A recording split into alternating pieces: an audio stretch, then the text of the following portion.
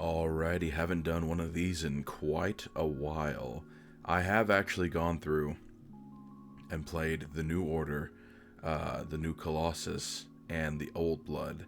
I basically had never beaten any of them in the past. I'd played all of them, but now I actually sat down to sit there and beat all of them.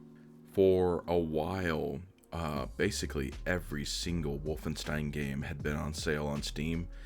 I got all three in a pack for I think $4 or $5.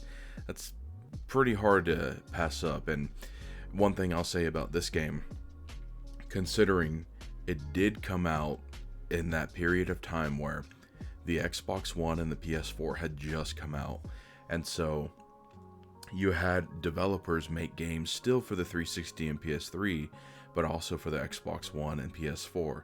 And this was a game I had bought for the 360 because at that time I was still in school. I didn't have money for an Xbox One. And I remember even on the Xbox 360, for the most part, it looked very, very good. I will say it reminded me a lot of Rage, and even Rage, for a game that came out in 2011, if I remember correctly, looked amazing for its time. I think they reused that kind of graphics for Doom. Rage 2 looks great. But yes, it came out during that weird period of time where they couldn't decide, like, oh, should we release it on both or just one? And playing it on the 360, it suffered from a lot of texture buffering and just absolute, I don't know if you want to call it frame rate drops, but the game itself would lag so hard that I just gave up. I said, you know what, one day I'll just rebuy it if I can buy a new console back then. And overall, I'll say, I think the core aspect of Wolfenstein is there from the older games. I've not really personally played those to any degree, maybe for like 10 minutes. Not really my thing. I do like that one of the gameplay aspects inside of this game is every time you go to sleep, you are basically playing Escape from Castle Wolfenstein, I believe. You're basically in the OG game and get to do a level and then leave. I thought that was really neat. It's just a nice way of incorporating the past while giving people something new. But yeah, overall, I think the core feeling is there because this game, this is a game where the gunplay is what makes the game, and it has some of the most satisfying gunplay, even to this day, that I've ever experienced. Since I've beaten this game, which was probably 2 months ago, I come back to this and New Colossus because the gunplay is so satisfying. Guns have just true recoil. You can dual wield guns, even though as insane as that seems to dual wield two automatic 4-foot long shotguns, it has crazy recoil, but it is still so satisfying to shoot. And for the most part, I would say bosses don't necessarily feel like bullet sponges. Normal enemies don't really feel like bullet sponges. You use that, you're dual wielding two shotguns, you hit them, double tap, they're gone. They're dead. Or you shoot them in the leg, they're gone. There is no, oh, I keep shooting them in the leg or the arm so they don't go down because I'm not getting chest or headshots. No. You blow their legs off, they're done. You blow their arms off, they're done. It has a very satisfying, and mind you, it isn't like you're this absolute tank either.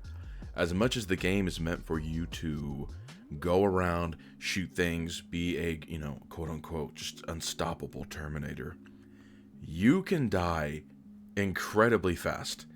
So running and gunning only works if you're fast enough to know what you're doing, which for the time being, I wouldn't say I'm the best pro player, but having died in certain parts of the map enough times, I found myself, okay, these NPCs are going to respawn from here. They tend to walk this way, or they tend to do this. Okay. And so you throw a grenade so that the AI realizes I need to run out of cover, and then I just dead sprint and dual wield shotguns. You know, in general, in most games, I like playing like a heavy class, shotguns, LMGs, stuff like that. So I'm not one to sit there and peek around the corner and bang, bang, bang, bang. I'm gonna be running. And you can, of course, melee. The melee in the game is okay. It's not as good as New Colossus, but it's serviceable. I found myself meleeing enemies and getting killed in the process, because even when you do a melee kill animation, you can be damaged during then, so you can be killed. And so you're hoping to pick up, armor packs, or those gold armor packs that or health packs where it overcharges your health so that you can take that extra damage. And it's neat, it's not to super overpower you. It does run out every second. So let's say you're already at 100 health. You get the overcharge health, and let's say it puts you at 150. That extra 50 points is slowly going to go down until you reach back to 100, regardless of if you're being shot or not. So it keeps it balanced. So in essence, how I took it is, it's telling you, okay, we're giving you this little extra boost. Get out there and do some damage as fast as you can. So I really enjoyed that. And I'm pretty sure this is a reboot of the franchise. It's not inherently a continuation of the older games, because Wolfenstein the Old Blood is basically Escape from Castle Wolfenstein. And then that's the prequel to this game, and then you have New Colossus. I have played the one from 2009, I believe, or 2008, and I did stream it. It was really fun. I think a lot of people hate that game. I personally liked it. I thought it was pretty good, but to each their own. And even though I have been talking about, the overcharge health and running around and run and gun, technically you can do stealth. So you get throwing knives, you get silencers for your pistols. You can be stealthy, and they have a whole thing where, hey, there's these guys officers that can call backup and sound alarms. Kill them first so that they don't just alert the whole base. It is very fun. Mind you, it's so crazy. You don't even have to iron sight. You can just put your reticle over a guy's head and move it to the right or left to his walking path. Shoot, and it will pinpoint shoot him in the head. It's quite crazy. Same for the throwing knives. For the most part, they kill. I played this on normal, and it killed everybody in one hit. Mostly everybody, majority. Some, no. So on harder difficulties, I'm gonna assume it doesn't insta-kill them. I have not tried. But something I did notice in this game, and it was pretty apparent in New Colossus as well, is you can sneak for the most part, but some of the AI have the most crazy visuals. I know it is a video game, so I'm getting into nitpicky territory, but in my mind, I'm thinking, how is a guy wearing full armor, with this helmet, with these lenses, able to see, across what I would say is 200 plus feet away? 300-400 feet away. I'm in this huge map. I'm sneaking, and he just barely just tips over corner of his eye, and then it'll just bam, alert. And I'm thinking, okay, I really want to do stealth in this game, but I feel like you're not really, like, it was almost like an afterthought. There were some levels in New Colossus that I thought were well done for stealth. In New Order, not really. And it was really unfortunate, because I don't really play stealth ever, but I thought it was neat because, a game like this can get kind of, I'm not going to say boring, but repetitive very quick, because if you just, I'm going to keep running gun, oh god, I'm going to have to do this for 7 hours. You want some variety. So it would suck, and I know on some parts it is just genuinely, hey, get good. I do get that. But I promise you, you will notice some of the AI, it's insane how they can spot you as fast as they can. So that, I would like to see a full stealth playthrough on the hardest difficulty. That would actually be really, really fun. I know they exist. I haven't looked at it yet, but it would be something to go check out. And weapons, unfortunately, whenever you dual wield, you can only dual wield the same weapon like type.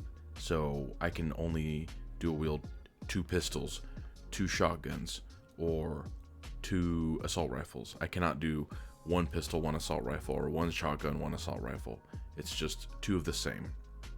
A little bit less variety, but again, you know, I guess this was a game from 2014, and they did change that in the sequel, so it was just something I had really wished. And there are weapon upgrades, but it's very reminiscent of Doom 2016 would be my best comparison. So overall, I know I could go into more of like the story and things. The story, in my opinion, is the best part, and so I really want to just leave that to the audience to experience. Now, it's been over 10 years. If you haven't played it by then and someone spoils it, I mean, that's kind of on you. But let's just say, amazing cliffhanger ending. And there is technically multiple choice that you can make. That it doesn't change the overall story, but it changes the flow of the story, or just the journey. You get different cutscenes, different dialogue. So I would be curious to see, for people watching this video who have already played this game, who you chose in the beginning, and if you went back and chose the other person, overall, which one you liked more. Because for me personally, I think the path of the younger guy, Wyatt, I believe was his name, was a little bit more of my favorite. Just story-wise, I feel like it made more sense. And the payoff with the other character, I just felt like everything made sense story-wise. But that is going to be it for now. I'm going to make another nostalgic rewind for New Order, Old Blood, and I've actually been thinking of doing nostalgic rewind for older movies. And so I'm excited to start, honestly, rewatching a lot of movies from my childhood and talking about them again. So until next time, that is going to be it. Thank you for watching. I'm out.